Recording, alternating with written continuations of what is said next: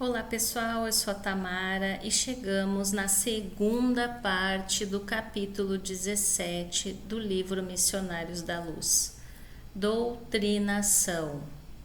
Neste capítulo, André Luiz está acompanhando o pedido intercessório da mãezinha do Marinho.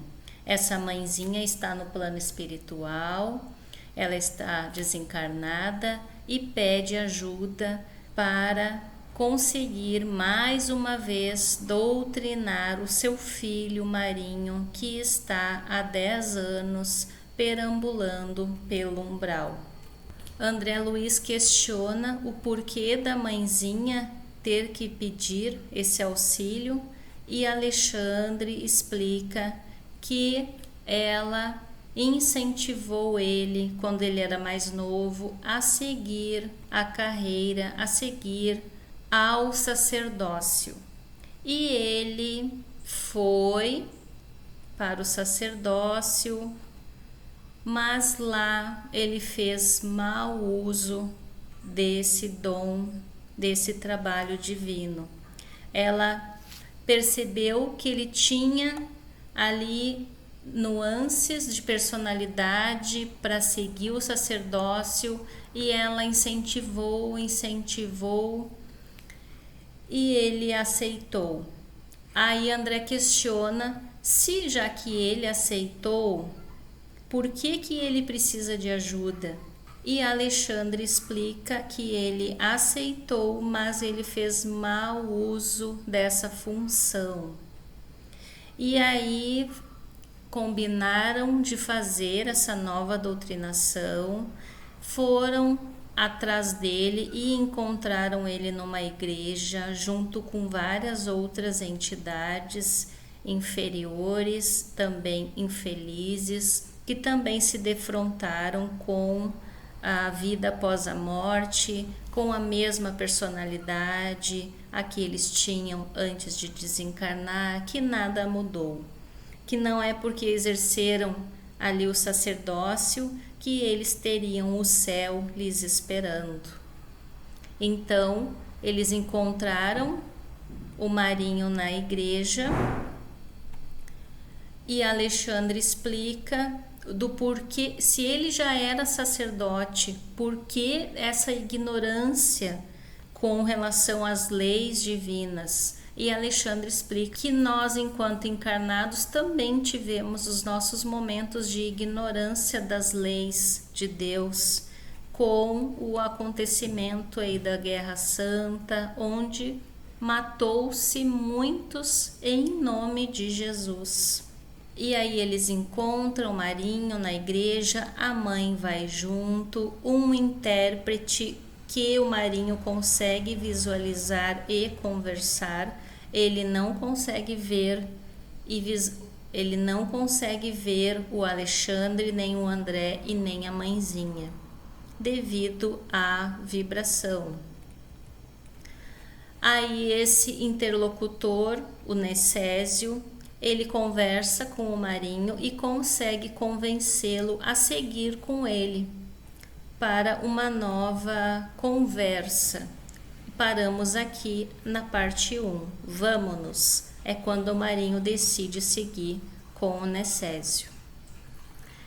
Necésio estendeu-lhe o braço de irmão e retiramo-nos apressadamente por uma das pequenas portas laterais.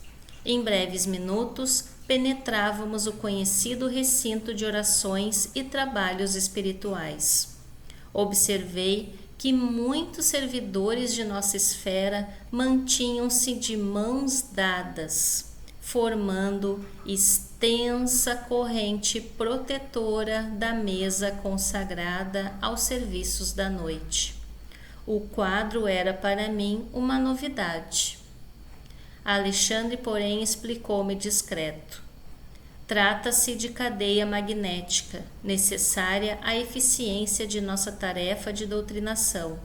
Sem essa rede de forças positivas que opera a vigilância indispensável, não teríamos elementos para conter as entidades perversas e recalcitrantes. O instrutor, porém, fez-me perceber que a hora não comportava conversações e, auxiliando Necésio, localizou Marinho dentro do círculo magnético, aqui, onde, com surpresa, verifiquei a presença de vários desencarnados sofredores, trazidos por outros pequenos grupos de amigos espirituais e que, por sua vez, aguardavam a oportunidade de doutrinação. Sentindo agora o ambiente em que se achava, Marinho quis recuar, mas não pôde. A fronteira vibratória estabelecida pelos nossos colaboradores, a reduzida distância da mesa de fraternidade, impedia-lhe a fuga. Isto é um logro, ou seja, um golpe, clamou revoltado. Sossegue, respondeu-lhe Necésio sem se alterar. Você conquistará grande alívio. Espere, poderá desabafar suas mágoas e ouvir a palavra compassiva de um orientador cristão ainda encarnado. E em seguida, quem sabe, talvez possa haver algum ente querido que se encontre em zonas mais altas à espera de seu fortalecimento e iluminação. Não quero, não quero, bradava o infeliz. Sabe assim a verdade, meu amigo? Perguntou-lhe o nosso companheiro com inflexão de ternura. Poderá adivinhar a procedência do socorro de hoje? Conseguirá lembrar-se de quem me enviou ao seu encontro? O sacerdote desencarnado fixou nele os olhos tomado de expressão terrível, mas Necésio, sem perder a calma, falou, depois de uma pausa mais longa. Sua mãe. Marinho escondeu o rosto nas mãos e prorrompeu em pranto angustioso. A esse tempo, secundado por diversos auxiliares, Alexandre prestava ao organismo de Otávia o máximo de concurso fraterno, em cotas abundantes de recursos magnéticos.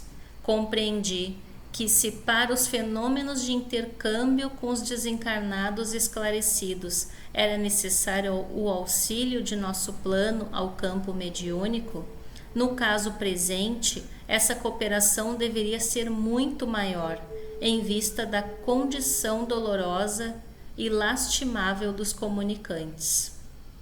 Com efeito, a médium Otávia recebia os mais vastos recursos magnéticos para a execução de sua tarefa.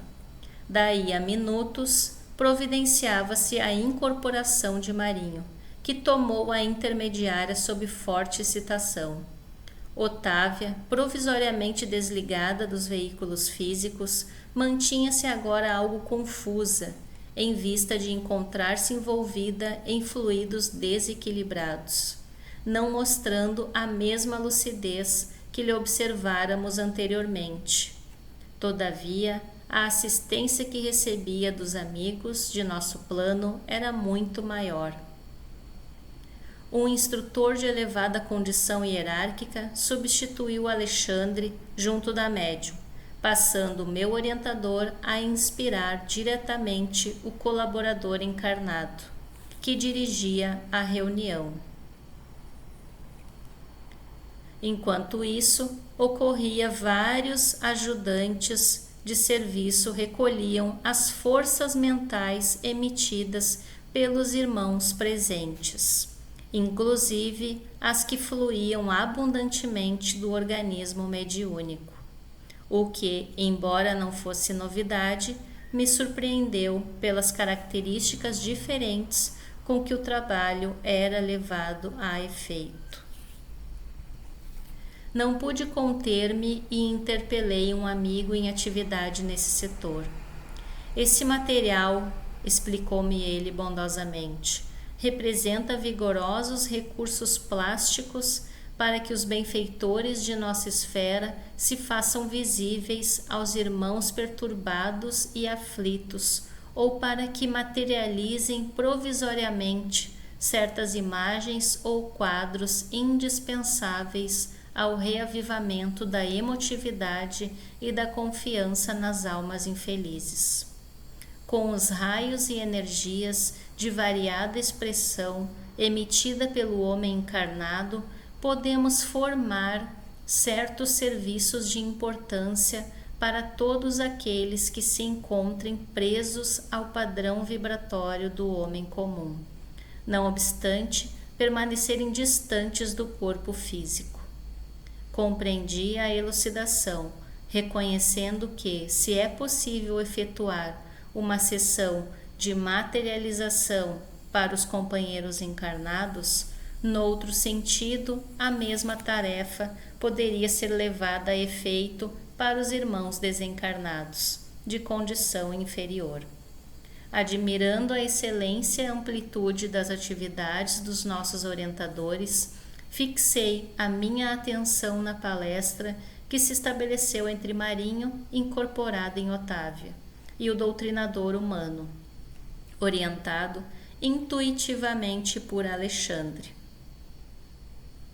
A princípio, o sacerdote demonstrava imenso desespero e pronunciava palavras fortes que lhe denunciavam a rebeldia. O interlocutor, contudo, falava-lhe com serenidade cristã, revelando-lhe a superioridade do Evangelho, vivido sobre o Evangelho interpretado. A certa altura da doutrinação, percebi que Alexandre chamava a si um dos diversos cooperadores que manipulavam os fluidos e forças recolhidas na sala e recomendou-lhe que ajudasse a genitora de Marinho a tornar-se visível para ele. Notei que a senhora desencarnada, com os préstimos de outros amigos, atendeu imediatamente, ao passo que Alexandre, abandonando por momentos o seu posto junto ao doutrinador, aplicou passes magnéticos na região visual do comunicante, compreendendo então que ali se encontravam em jogo interessantes princípios de cooperação. A genitora amorosa resignava-se ao envolvimento em vibrações mais grosseiras por alguns minutos, enquanto o filho elevaria a percepção visual até o mais alto nível ao seu alcance, para que pudessem efetuar um reencontro temporário de benéficas consequências para ele. Voltou Alexandre a fixar-se ao lado do dirigente e, com surpresa, ouvi que o amigo encarnado desafiava o exasperado comunicante, agindo francamente por intuição, com a sua voz quente de sinceridade no ministério do amor fraternal. Observe em volta de si, meu irmão, exclamava o doutrinador. Reconhece quem se encontra ao seu lado? Foi então que o sacerdote lançou um grito terrível. Minha mãe, disse ele, alarmado de dor e vergonha. Minha mãe. Por que não se render ao amor de nosso Pai Celeste, meu filho? Disse a genitora, emocionada, abraçando-o.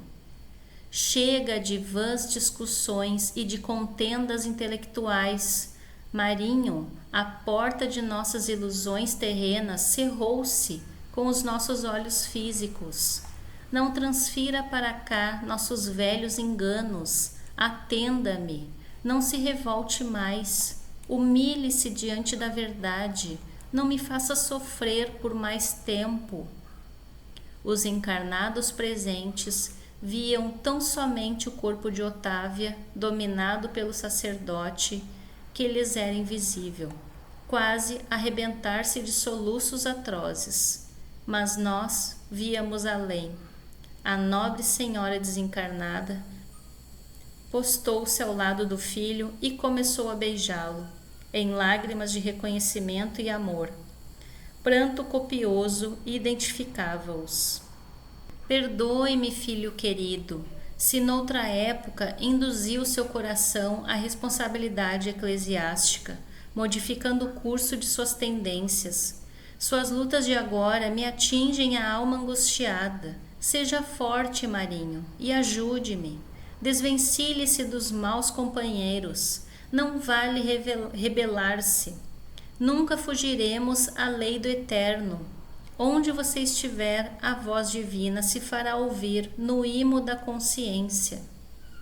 Nesse momento, observei que o sacerdote recordou instintivamente os amigos, tocado de profundo receio. Agora que reencontrava a mãezinha carinhosa e devotada a Deus, que sentia a vibração confortadora do ambiente de fraternidade e fé, sentia medo de regressar ao convívio dos colegas endurecidos no mal. Apertou a destra materna confiante e perguntou: "Ó minha mãe, posso acompanhá-la para sempre?" A entidade amorável contemplou com redobrado amor, através do véu do pranto, e respondeu: "Por enquanto não, meu filho. Poderá você distanciar-se do desequilíbrio neste momento, quebrar todos os elos que o prendem às zonas inferiores, abandonando-as de vez. Entretanto, há que transformar sua condição vibratória através da renovação íntima para o bem, mediante a qual é possível nossa reunião em breve no lar divino. Não tenha receio, porém, providenciaremos todos os recursos necessários à sua vida nova, desde que você modifique sinceramente os propósitos espirituais. Dê-nos a boa vontade fiel e Jesus nos auxiliará quanto ao resto. Temos aqui um desvelado amigo que nos prestará sua valiosa colaboração. Refiro-me a Necésio, o bom irmão que o trouxe ao nosso encontro. Ele colocará à sua disposição os recursos precisos à conduta diferente. A princípio, Marinho, você experimentará dificuldades e dissabores, será assediado pelos antigos companheiros, que se converterão em adversários, mas, sem a luta que facilita a aquisição dos valores reais, não aprenderemos onde se encontra o nosso verdadeiro lugar na obra de Deus. O filho infortunado prometeu-lhe a transformação imprescindível. Depois de encorajá-lo com ponderada ternura, a devotada senhora deixou entregue aos cuidados de Necésio, que prazerosamente recebeu a missão de encaminhá-lo na esfera dos deveres novos. Após despedir-se da mãezinha abnegada, que voltou à nossa companhia, o sacerdote conversou ainda, pois por alguns minutos, com o dirigente encarnado da reunião, surpreendendo-o com a mudança brusca. Fora obtido de fato uma dádiva do Senhor. A dedicação maternal produzira salutares efeitos naquele coração exasperado e desiludido.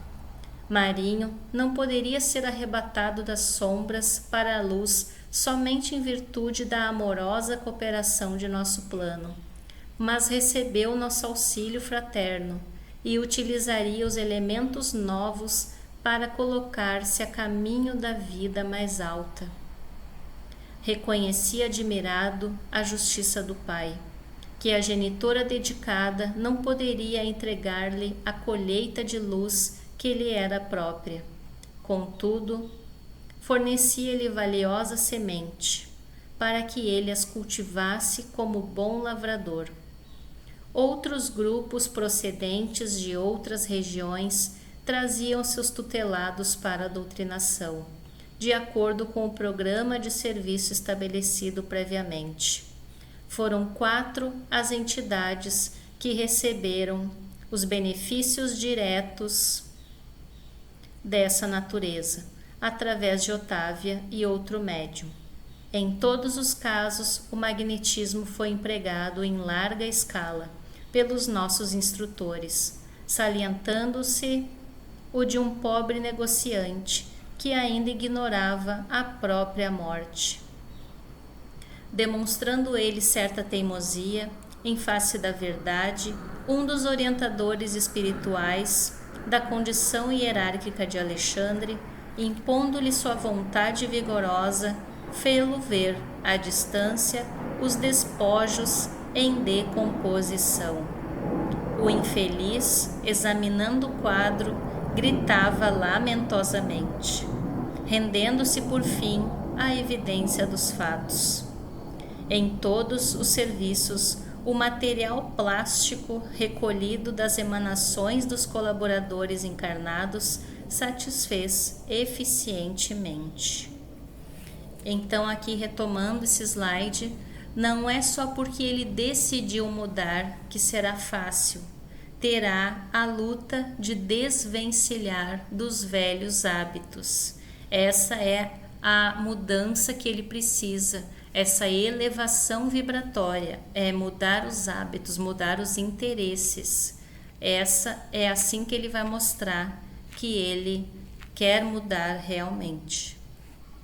Não era mobilizado apenas pelos amigos de mais nobre condição, que necessitavam fazer-se visíveis aos comunicantes. Era empregado também na fabricação momentânea de quadros transitórios e de ideias, formas que agiam beneficamente sobre o ânimo dos infelizes em luta consigo mesmos.